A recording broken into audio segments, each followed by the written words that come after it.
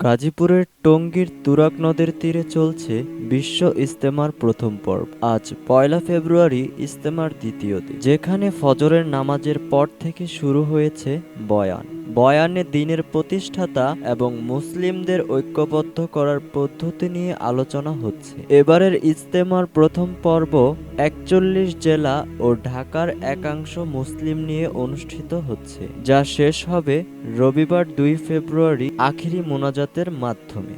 এরপর ৩ থেকে ৫ ফেব্রুয়ারি পর্যন্ত অনুষ্ঠিত হবে জুবায়েরপন্থীদের দ্বিতীয় পর্ব এবং ১৪ থেকে ১৬ ফেব্রুয়ারি পর্যন্ত সাদপন্থীদের ইজতেমা।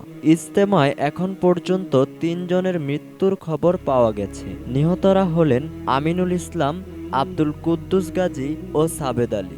ইজতেমার মাঠে নিরাপত্তার জন্য পুলিশ ও র্যাবের কন্ট্রোল রুম, ওয়াচ টাওয়ার এবং সিসি ক্যামেরার মাধ্যমে মনিটরিং করা হচ্ছে। এবারের ইজতেমায় প্রায় ১০,০০০ স্বেচ্ছাসেবক নিয়োজিত রয়েছে।